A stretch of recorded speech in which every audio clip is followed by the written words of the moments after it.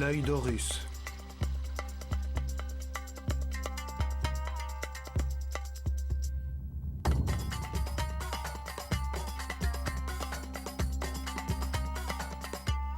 Première partie, l'école des mystères.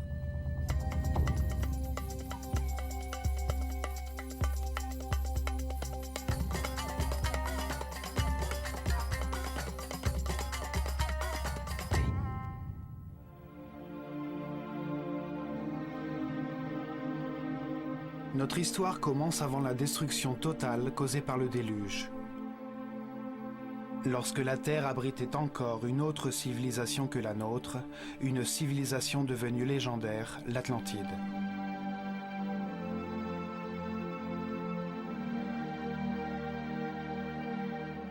La sagesse de cette civilisation était le produit de l'évolution de la conscience humaine depuis des millénaires, de la connaissance du fonctionnement de l'univers qui donne lieu à ce que nous appelons la vie.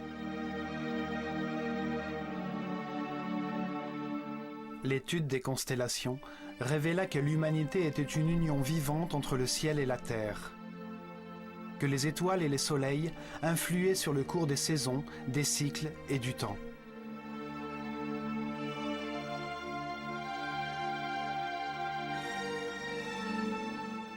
Les prêtres de l'école du savoir de Nahakal en Atlantide, dans leur grande sagesse, découvrirent que la planète vivait les derniers moments d'un de ses cycles.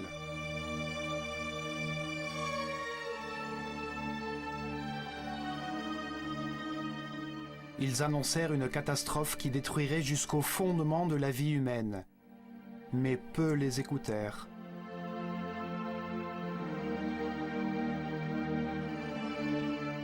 Privés du soutien de la majeure partie de la population, ils construisirent des arches fortifiées de toutes parts et protégées par des champs électromagnétiques dont les forces pouvaient pénétrer et détruire toute matière. Guidés par le grand prêtre Chiquitet Areli Jvomalites, ils embarquèrent avec leurs familles, quelques instruments, certains animaux domestiques et quittèrent l'Atlantide en direction de l'Est.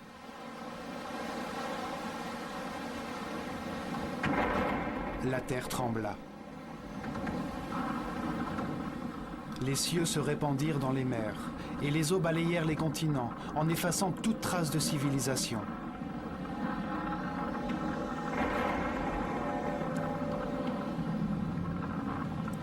Comme l'attestent les deux immenses monuments en pierre, appelés mégalithes, qui furent retrouvés sur deux sites proches de l'Égypte.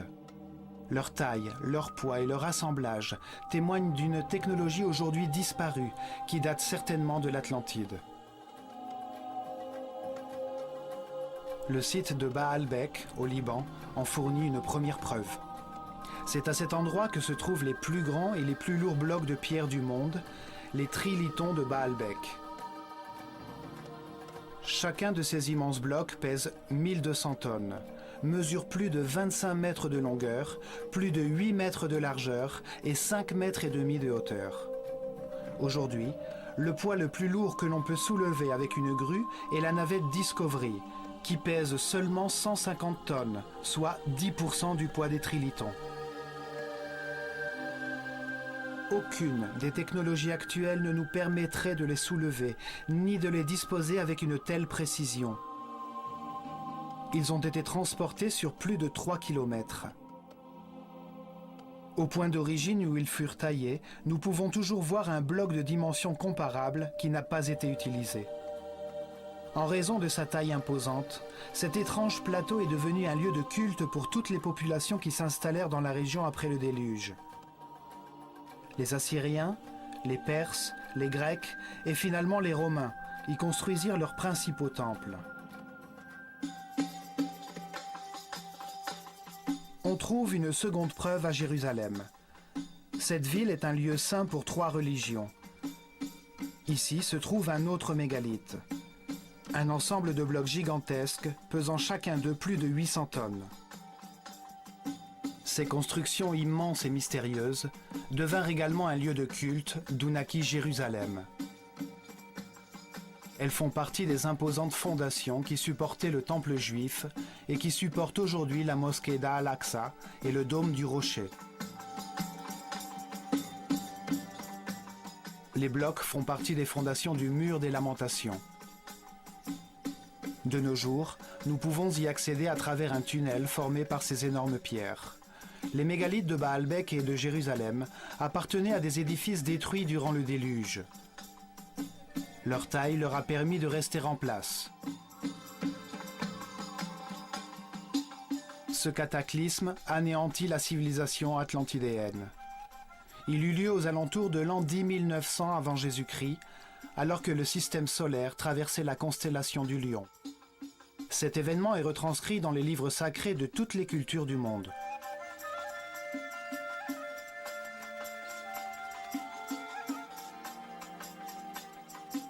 Une fois le calme revenu, les prêtres qui avaient survécu au cataclysme débarquèrent au centre de la surface de la Terre, qu'ils savaient être le croisement des forces telluriques de la planète.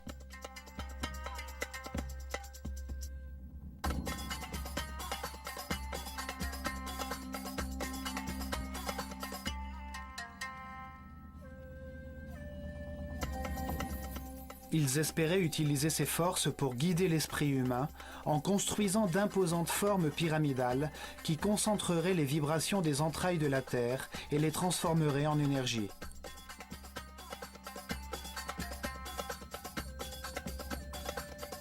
Ces êtres, qui avaient atteint un degré de développement spirituel très avancé, ne concevaient pas le progrès comme l'acquisition de biens matériels, mais comme l'accomplissement de la paix et de l'harmonie intérieure, comme une transformation de l'homme, un dépassement des limites de sa condition animale vers l'état de surhomme. À un moment qu'ils nommèrent Septépi, temps nouveau, ces prêtres virent sortir des eaux un long oasis étroit, une terre fertile entourée d'un désert protecteur qui longeait une grande rivière. Ils l'appelèrent Égypte.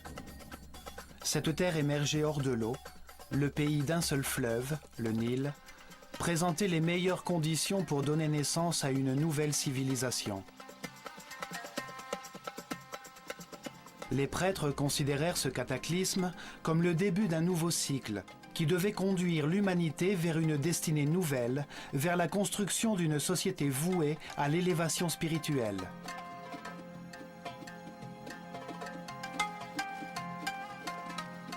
Le Sphinx témoigne des gigantesques cycles temporels qu'ils avaient à l'esprit. Son corps de lion à tête humaine met en valeur le cycle compris entre l'ère du lion et celle du Verseau, l'heure du règne de la nouvelle civilisation. Il voyait la vie comme un processus conçu par Dieu, durant lequel l'homme se réincarnait encore et encore pour se perfectionner et s'élever dans la hiérarchie universelle. Si l'esprit d'un homme ne comprend pas le Créateur, la raison de l'univers ou de sa propre existence, il sera incarné dans un corps. Les expériences de cette vie charnelle lui permettront d'acquérir la sagesse et la connaissance. Dans cette incarnation, dans tout ce qui lui sera donné à connaître, s'opposeront deux extrêmes. Il pourra comparer les éléments de cet univers dual et polarisé afin de comprendre la vérité.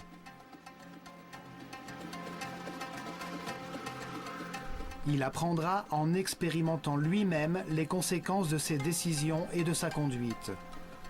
Par le chagrin, il comprendra le bonheur. Par l'angoisse, il connaîtra la paix. Au long de nombreuses vies, après avoir comparé les deux extrêmes, il comprendra que la seule vérité est au centre, dans la neutralité de l'amour. À travers la réincarnation, l'homme comprend peu à peu. Il devient un être qui respecte tout ce qui existe. Il comprend que tout a une fonction. Il accepte que toutes les circonstances, même les plus difficiles, sont parfaites, car elles lui enseignent la voie de l'élévation spirituelle. Vie après vie, l'homme s'élève. Il acquiert le savoir, la paix et l'harmonie. Il possède de plus en plus d'énergie vitale. Il devient un être plus tolérant et respectueux. Il accède à la puissance. Il comprend que dans cet univers dual, dans les circonstances les plus contradictoires, la seule neutralité possible est celle de l'amour. L'amour est neutre, tout comme Dieu. Comme le montre le zodiaque de Dendera, ce processus d'apprentissage correspond à un cycle cosmique, soit 12 ères zodiacales.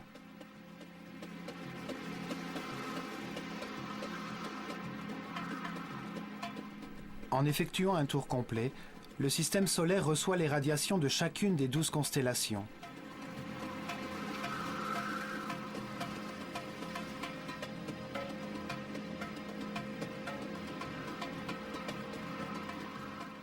Durant ces 25 920 années, chaque esprit se réincarne 700 fois dans des corps, des endroits, des époques, des circonstances, des conditions et des personnalités différents. Dans chaque vie, il apprend quelque chose de différent. À chaque fois, il est influencé différemment par les forces irradiées des étoiles. Ainsi, chaque être vivant passe par un cycle cosmique durant lequel il reçoit l'énergie des 12 constellations, l'influence des cieux qui marquent les rythmes de sa vie et génèrent différents états d'esprit. Pour les Égyptiens, ce processus d'apprentissage de l'homme au cours de ses vies étant lié au mouvement de notre planète et du système solaire, tout était donc planifié par les étoiles. Ils inventèrent une méthode pour révéler ce qu'ils savaient sur Dieu, l'univers et le processus d'élévation de l'âme durant des milliers d'années. Une manière d'enseigner à l'homme la réalité et le sens de la vie. Les prêtres organisèrent la transmission à leur peuple de leur connaissance sur Dieu, sur les étapes qui marqueraient les changements d'ère zodiacale sous la voûte étoilée. Des moments furent consacrés à l'étude de la création par Dieu de l'univers, puis de la conscience humaine. Chaque phase de la révélation était mise en œuvre par un centre religieux construit le long de l'épine dorsale de l'Égypte, le Nil. Ces centres de transformation et de diffusion de l'énergie et de l'information au corps étaient appelés chakras.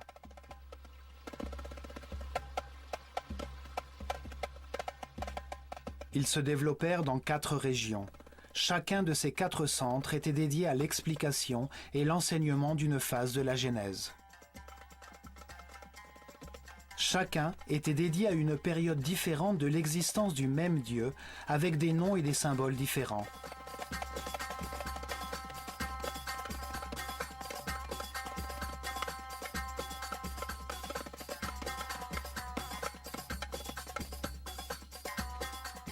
Le premier centre religieux, appelé Héliopolis par les Grecs, fut érigé à Anu, au début de l'ère des Gémeaux, en l'an 6620 avant Jésus-Christ, à l'époque de l'Égypte prédynastique. Une ère consacrée à la symétrie en art et en architecture.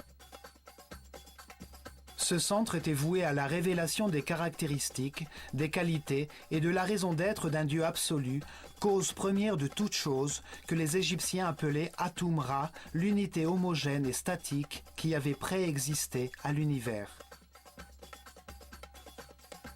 Le deuxième centre religieux fut établi à Memphis, au commencement de l'ère du Taureau, en l'an 4460 avant Jésus-Christ.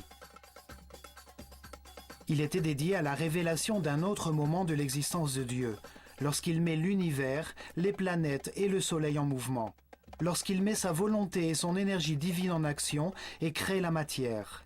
Cette dimension créatrice de Dieu était appelée Ptah.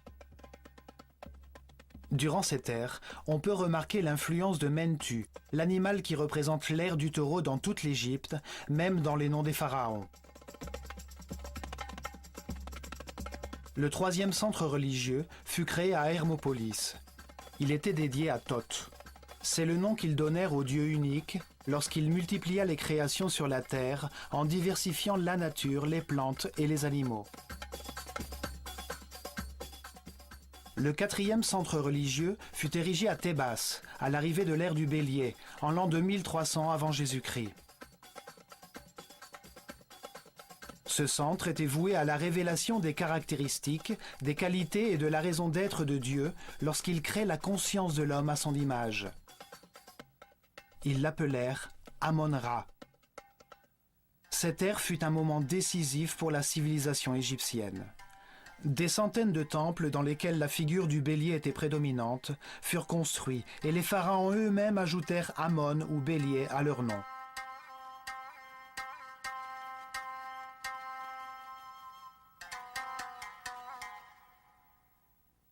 Les changements d'air ou de constellation zodiacale déterminaient la durée de chaque phase de la révélation.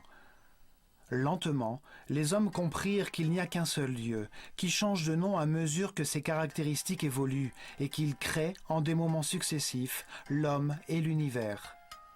Ils fondèrent une école des mystères pour transmettre leur savoir et s'assurer que les prêtres de leur caste continueraient le processus de révélation. Le pays se développa tout autour des temples et des centres religieux. En leur sein, les initiés devinrent des êtres respectables, capables de diriger leur peuple et de maîtriser les forces primitives de la nature.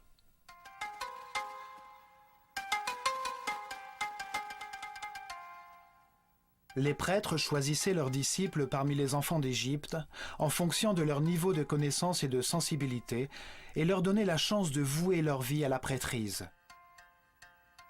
Il leur parlait du processus d'élévation à travers la réincarnation de Dieu et de l'univers. Il leur enseignait les sciences, l'art, la religion et la philosophie.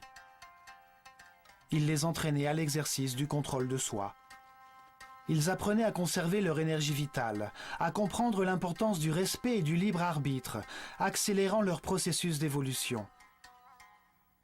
Ils devenaient les héritiers de la caste des prêtres, ceux qui possédaient le savoir et le pouvoir qu'ils procurent et qui avaient pour mission de guider le peuple sur le chemin du progrès. Des statues de ces prêtres ont été retrouvées. Certains sortent d'un cube, d'autres sont représentés comme des écrivains, des êtres de savoir. Parfois, le mot Hotep, qui signifiait sage, était ajouté à leur nom, comme pour Ain-Hotep ou Amen-Hotep, fils d'Apu, en reconnaissance de leur sagesse.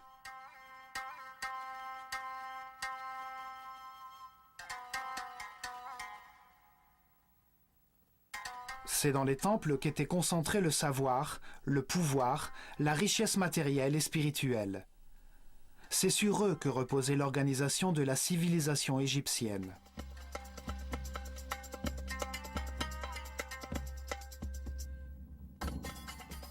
L'œil d'Horus était le symbole de cette caste organisée de prêtres qui a présidé aux destinées de l'Égypte durant des milliers d'années dans l'ombre des pharaons.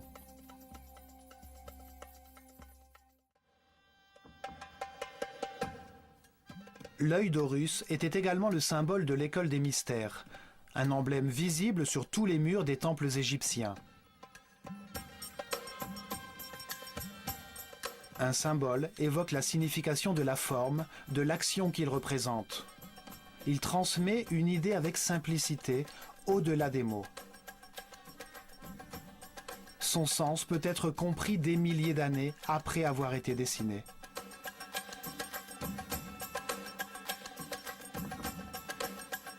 Les yeux permettent de sentir le soleil, l'origine de la vie. Ils réagissent à la perception de sa lumière et à la vision des couleurs. Ils communiquent au cerveau l'intensité et la force du feu. Les yeux sont les terminaisons nerveuses qui perçoivent la volonté divine, l'intensité de la lumière, la force de Dieu que les Égyptiens nommaient Phi. La force par laquelle l'esprit se concentre dans la matière fait place à l'univers, à l'expérimentation de la conscience. Ce sont les seuls nerfs qui atteignent la surface du corps et que l'on peut voir en action. Ils parcourent des sphères pleines de liquide blanc cristallin.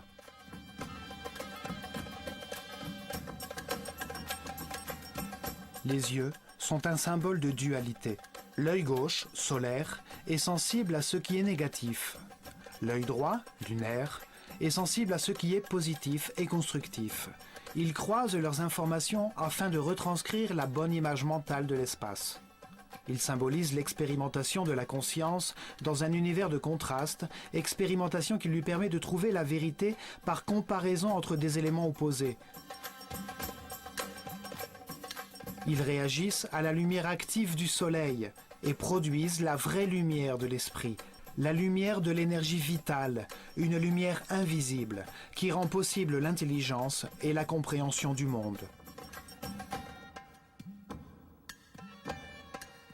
Les oiseaux évoquent l'action de voler, la libération des contraintes matérielles. Le faucon est l'oiseau qui voit le mieux. Le faucon Horus représente l'esprit qui a achevé son apprentissage dans les limites de la vie mortelle. Il comprend alors les vérités de l'univers, car il les a expérimentées dans de nombreuses vies, et il s'élève au-delà des limites matérielles, hors du temps et de l'espace. L'œil d'Horus est la conscience immortelle qui sait tout, qui voit tout. Il peut voler bien au-dessus de tout ce qui existe ou porter son attention sur le moindre détail. Bien évidemment, les prêtres, dans leur sagesse, se voyaient comme des observateurs et des guides dans le processus d'élévation vers la lumière. C'est pourquoi leur symbole était l'œil d'Horus, l'œil qui voit tout.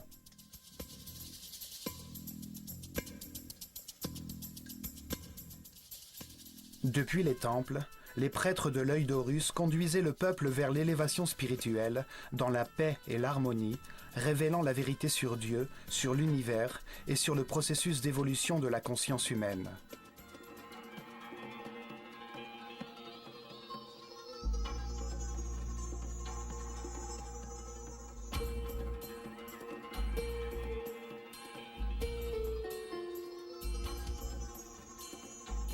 Protégé de l'extérieur par de hauts murs, chaque temple formait un ensemble architectural imposant dans lequel vivaient des milliers de personnes, des hommes et des femmes car il n'y avait pas de différence de sexe. Ils consacraient au moins 21 années de leur vie à leur apprentissage et à leur formation pour devenir prêtres ou prêtresses.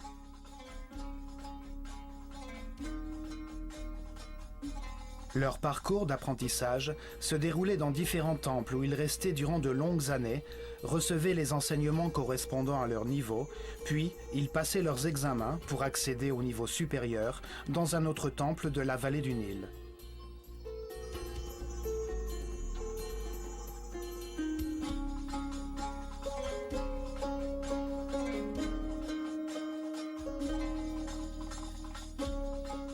Chaque temple était une bibliothèque vivante, spécialisée dans un domaine particulier. Dans chacun d'eux, on professait des leçons différentes sur l'univers ou sur le sens de l'existence. Chacune de ces disciplines possédait en elle-même un élément sacré qui donnait un sens à la création du monde.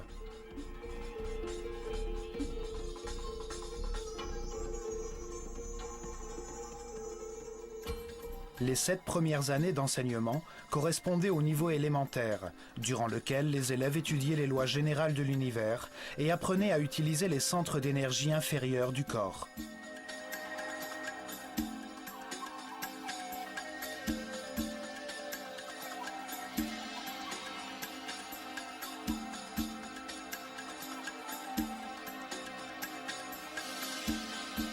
Des temples comme celui de Komombo était dédié à la compréhension de la nécessité de la dualité et de la polarisation universelle, afin que l'esprit puisse établir des comparaisons entre des fins opposées et trouver ainsi la vérité. On y apprenait notamment que la peur de l'échec peut être maîtrisée et que chaque vie est suffisante pour connaître ce qu'il y a lieu de connaître dans cette vie-là. Il possédait les outils pour éveiller la peur de la mort, apprendre à la contrôler et comprendre que la mort n'est qu'un pas vers une autre expérience d'apprentissage. Dans des tunnels remplis d'eau et de crocodiles, à de hautes altitudes, dans des enclos grouillants de serpents, les disciples devaient prouver leur détermination. On leur enseignait à dépasser leur peur de l'abandon, leurs instincts agressifs et défensifs. On leur montrait l'existence de réflexes mentaux inconscients pour leur apprendre à contrôler ces réactions automatiques.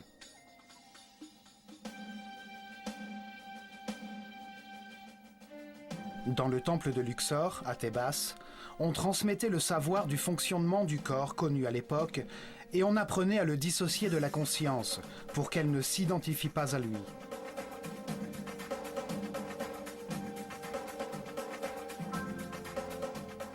Le temple tout entier ressemblait à un organisme humain. Chaque salle représentait un organe. Sur les murs étaient inscrites des informations concernant ses fonctions principales, les bienfaits qu'il apportait à l'organisme et ses relations avec les autres organes.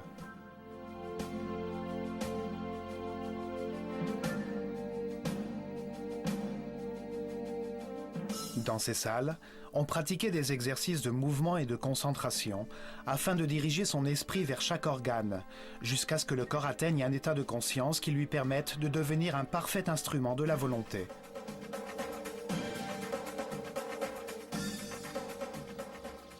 La plupart des temples des prêtresses de Nephthys et d'Isis étaient réservés à l'enseignement des perceptions sensorielles, des émotions et des désirs charnels du corps, afin de les différencier des émotions, intuitions et inspirations supérieures.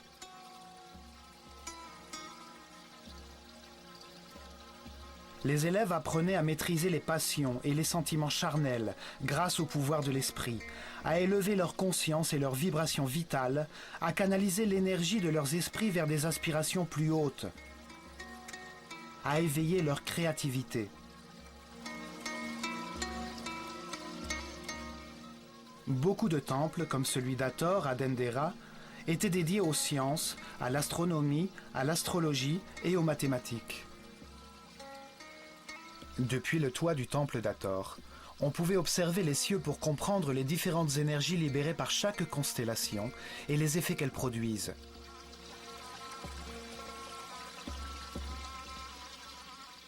Les Égyptiens suivaient scrupuleusement les mouvements des étoiles, vérifiaient la durée de l'année solaire, la date exacte de la crue du Nil, le moment du passage de la Terre de l'ère du Taureau à l'ère du Bélier, les cycles qui impactaient le processus d'évolution.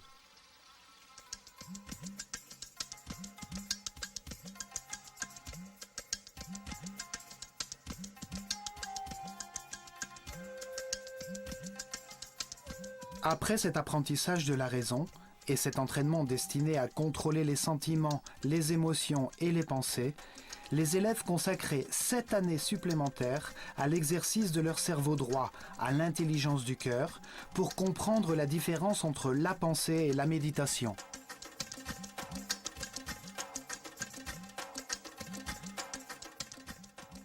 Le temple de Karnak, le plus grand d'Égypte, était dédié à la conscience, à l'analyse des forces qui la façonnent, à la compréhension du processus d'évolution et aux moyens de l'accélérer en se concentrant sur les concepts, les mots, les sentiments, les points exacts ou les mouvements.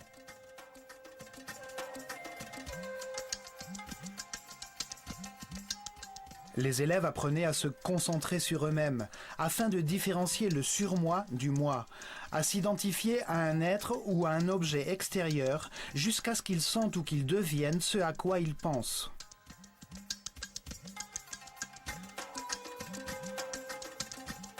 Ils se livraient à des exercices de télépathie. D'abord dans des conditions de proximité physique, puis à distance, à une certaine heure de la journée, jusqu'à ce qu'ils apprennent comment communiquer mentalement à n'importe quel moment. On leur enseignait une certaine conception du temps, et ils apprenaient à vivre comme si celui-ci était un éternel présent.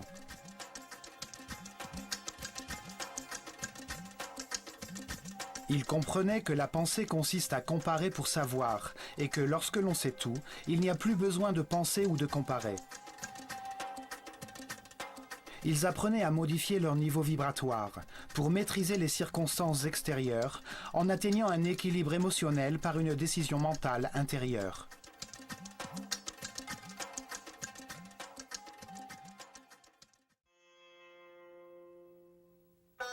Chaque temple possédait 3 niveaux d'information. Ainsi, ces informations pouvaient être révélées simultanément à des hommes qui n'étaient pas au même stade d'évolution.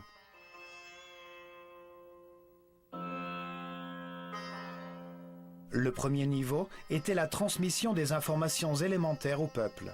Chaque temple avait une histoire simple, pleine de symboles et de personnages fantastiques. Un théâtre sacré, facile à comprendre. Les idées étaient exprimées dans des mythes sous la forme d'histoires.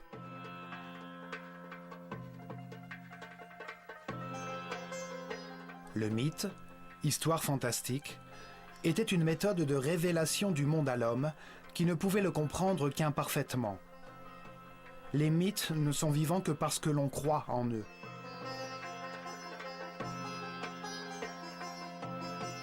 Ils font intervenir des personnages qui possèdent des caractéristiques symboliques, avec des formes qui permettent d'identifier leurs fonctions et leur activité principale, qui prennent part à des histoires simples, à des paraboles, qui révèlent la réalité de la nature humaine sans avoir recours à l'aridité ou l'abstraction de la philosophie ou de la métaphysique. Le peuple avait ainsi accès au sacré en écoutant l'histoire de chaque temple, en connaissant les forces et les faiblesses de chaque personnage, les problèmes qu'il rencontre et la manière de les résoudre.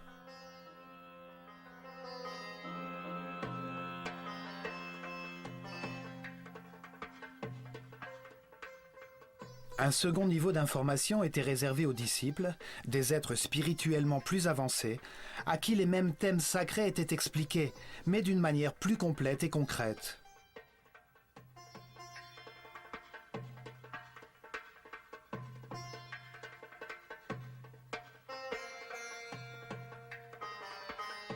À cette fin, on gravait les scènes descriptives des mythes sur les murs du temple.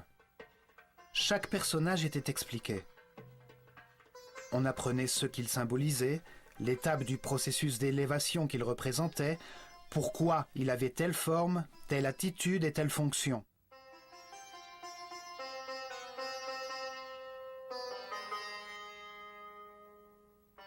La sagesse des prêtres de l'œil d'Horus apparaît clairement dans l'histoire racontée dans chaque temple, dans les formes qu'ils utilisaient comme symboles. Simplement en les voyant, on comprend les actions qu'ils représentent ou les bienfaits obtenus par leur réalisation. En utilisant comme symbole des hommes à tête d'animaux, ils en font des concepts qui évoquent les caractéristiques de chaque animal et qui permettent de saisir la fonction de cet animal dans l'univers.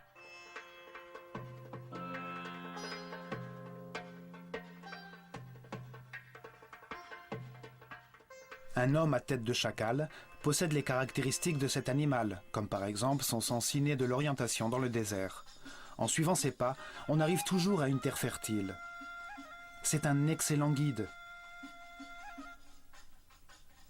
Chaque symbole permet une compréhension facile. La simple forme d'un oiseau évoque le vol, la liberté. Un disque solaire au-dessus de la tête d'un homme indique sa clairvoyance, sa sagesse, son savoir, son degré de conscience.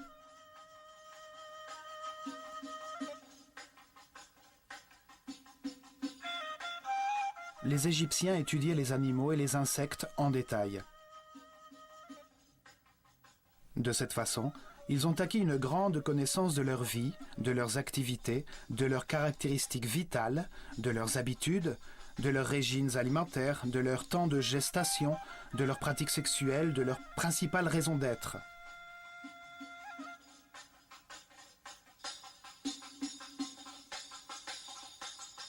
Ils choisissaient les animaux les plus doués pour représenter une action vitale et son impact sur l'univers. L'évolution du ver, qui rampe et se tortille avant de devenir un papillon.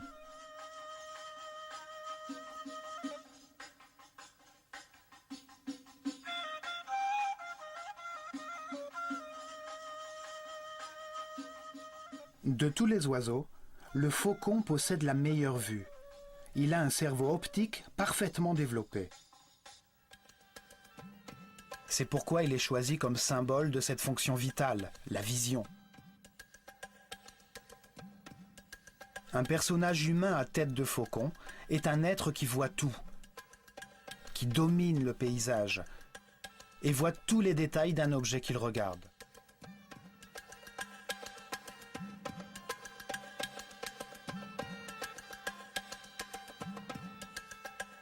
Ces personnages, appelés dieux ou néthers par les égyptologues qui pensent que les Égyptiens étaient polythéistes et vénéraient les animaux, représentaient seulement une fonction vitale, un être au monde qui se transforme et s'améliore. Chaque action importante de la vie est représentée par un symbole, qui indique la transformation essentielle qui se produit chez l'individu qui l'exécute, ce à quoi il arrive. 2 bras signifie l'adoration. 2 jambes, l'action de marcher. 1 bouche, le fait de parler.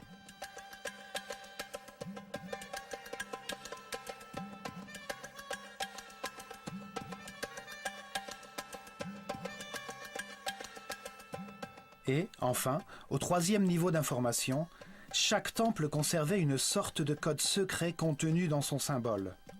Ce secret était connu uniquement par les prêtres de haut rang et les grands maîtres, et donnait des informations sur les forces et énergies fondamentales, sur la manière de les contrôler et de les utiliser pour servir leur peuple.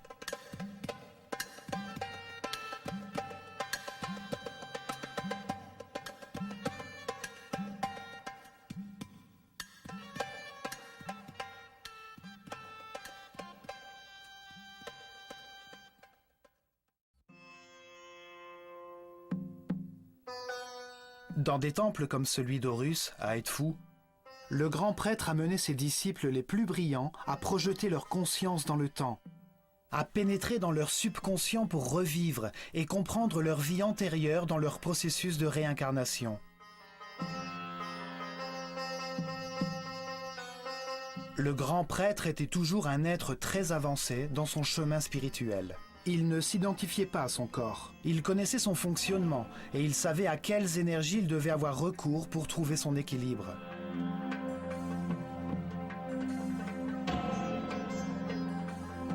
Il contrôlait depuis son centre nerveux, situé dans sa couronne, le niveau le plus élevé d'énergie vitale. Il demeurait dans un présent éternel, rayonnant d'amour. Il utilisait son pouvoir divin pour guider et servir les autres.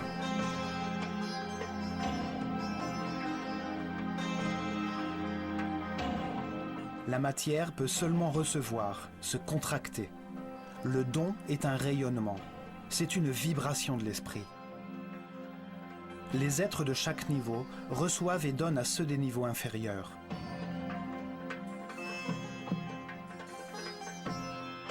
Dans les salles des temples, ils comprirent que la réalité est composée de 7 niveaux d'énergie vibratoire, 7 courants énergétiques qui correspondent à des niveaux différents de pouvoir et de force.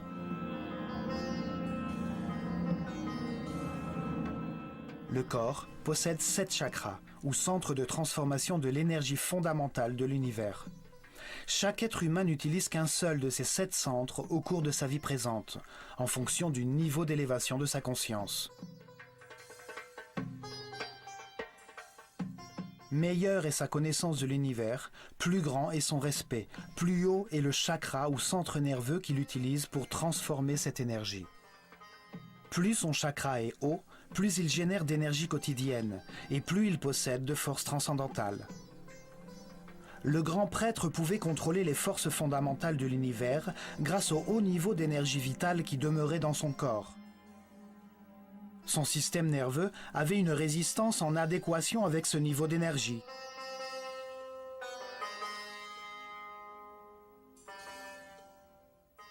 Ainsi, dans tous les temples d'Égypte, à mesure que les disciples suivaient leur apprentissage et leur formation, leur énergie vitale augmentait graduellement, en même temps que leur résistance nerveuse.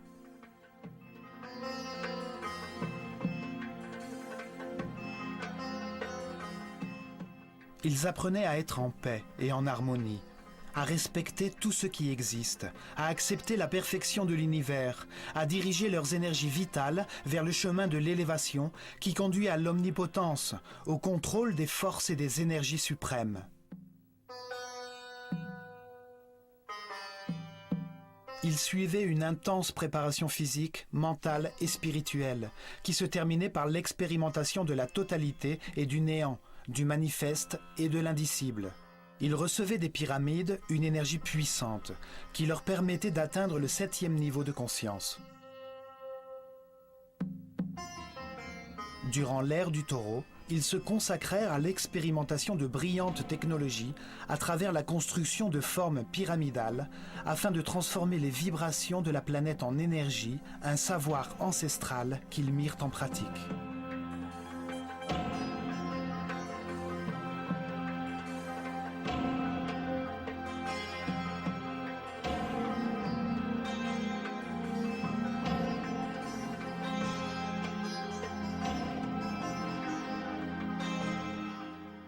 Ils érigèrent d'imposantes pyramides qui pesaient des millions de tonnes sur les points névralgiques du réseau électromagnétique de la planète. Les millions de particules de quartz présentes dans ces masses pyramidales suivaient les vibrations de la Terre, produisant de l'énergie par un phénomène connu aujourd'hui sous le nom de piézoélectricité.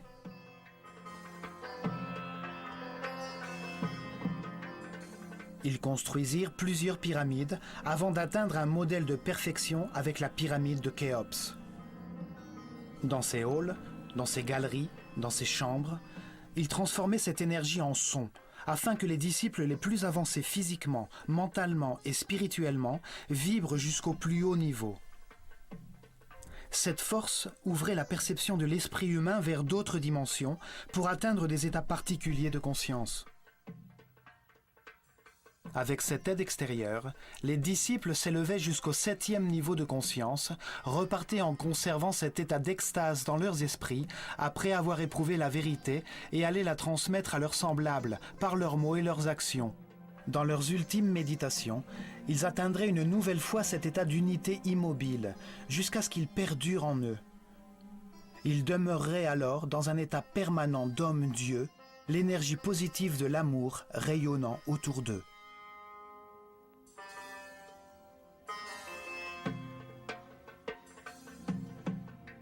La connaissance de toutes les formes pures de l'univers, des masses primitives qui organisent l'énergie et la matière, était essentielle pour le développement de la civilisation égyptienne. Aujourd'hui, nous appelons ces formes pures les solides platoniciens. 5 polygones de taille et d'angles égaux, formés de triangles équilatéraux, la forme de vie qui ne produit aucune tension. À l'aide de ces formes, il produisait des effets de résonance et de concentration énergétique afin d'élever la perception de la conscience, pour générer des effets de superconductivité permettant d'annuler la force de la gravité. De nos jours, nous avons découvert qu'il y a sur notre planète des points névralgiques appelés nœuds diamagnétiques, d'où l'on peut contrôler la force de gravité de la planète et générer un phénomène de superconductivité. La superconductivité permet d'augmenter ou de réduire la force de la gravité. En augmentant le poids des blocs de pierre, ils pouvaient poser les fondations sans avoir besoin de creuser dans le sol. En le réduisant, il les rendait plus faciles à déplacer et ils pouvaient ainsi les faire venir de carrières éloignées.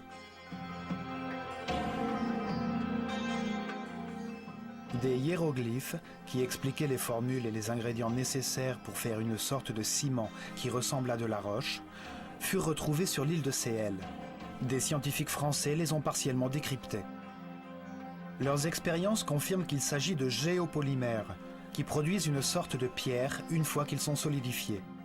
Ceci permet de comprendre la simplicité avec laquelle les Égyptiens pouvaient assembler les pierres de leur temple en utilisant un bloc pour en former d'autres.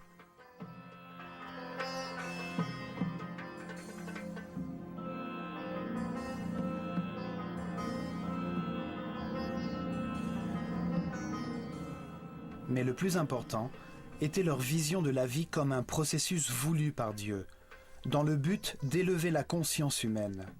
Le fait que l'esprit humain se réincarne continuellement dans un corps pour comprendre ce qu'est l'harmonie, en analysant les résultats de ses décisions.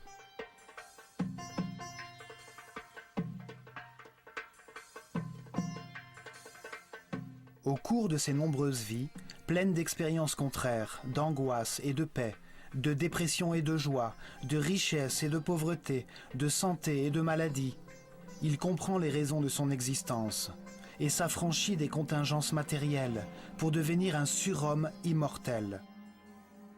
Un être qui, au moment de sa mort, ne perd pas la conscience des connaissances qu'il a accumulées. Un esprit sage qui, à la fin de chaque étape, franchit une nouvelle marche vers la perfection universelle.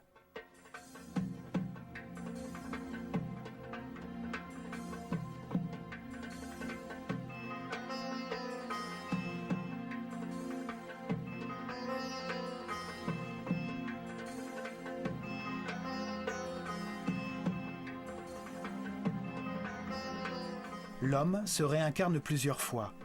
Au début du processus, il est dominé par sa condition animale. L'intolérance et l'agressivité le condamnent à une vie de désolation. Petit à petit, la douleur l'envahit et en cherchant à la soulager, il cesse d'attaquer. Il trouve la paix et avec elle, des niveaux élevés d'énergie vitale.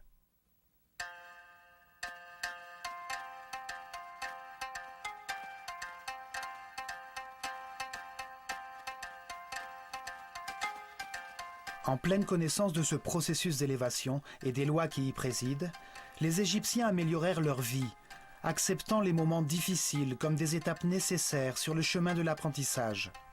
Ils demeurèrent ainsi dans la paix et l'harmonie.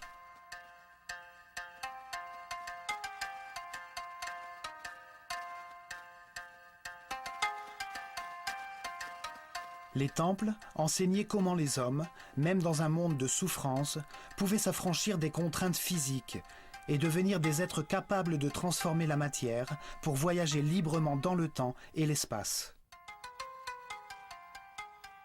Au milieu des contradictions de chaque vie, tout homme apprend quelque chose et renaît un peu plus sage. Par la polarité entre la lumière et les ténèbres, entre la peur et l'amour, nous apprenons à trouver la paix et l'harmonie, pour garder notre énergie vitale.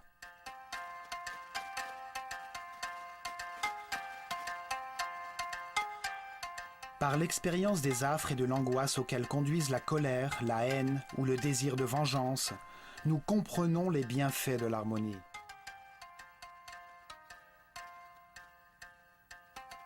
En prenant conscience que chaque décision produit à la fois de la douleur et du soulagement, nous pouvons faire d'une vie infernale un paradis.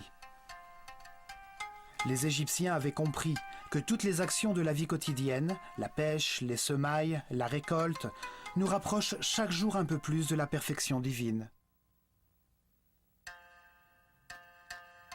Ils formèrent une communauté si pacifique et heureuse que lorsque l'historien grec Hérodote visita l'Égypte au 5e siècle avant Jésus-Christ, il dit « De toutes les nations de la terre, les Égyptiens sont les plus heureux, les plus saints et les plus religieux. »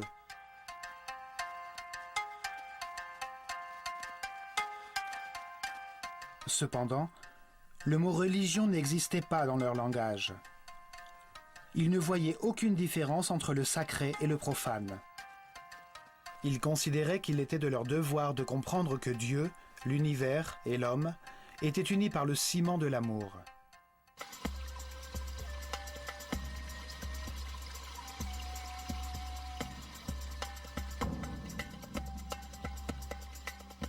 Dans cette série d'épisodes consacrés à l'œil d'Horus, nous décrypterons le message laissé par les Égyptiens dans leur temple, que tous les hommes avancent sur la voie de l'élévation au cours de leurs nombreuses vies. Certains sont plus avancés que d'autres, mais tous accéderont à l'immortalité et à la permanence de la conscience par le seul chemin possible, celui par lequel ils apprendront à s'adapter, à accepter la réalité des choses et à respecter tous les êtres qui les entourent. Ce chemin peut être pavé de souffrance ou de paix et d'harmonie. Cela dépend de notre capacité à nous contenter de ce que nous avons, à nous sentir reconnaissants d'être en vie, d'avoir l'opportunité de comprendre que c'est l'amour qui nous a créés.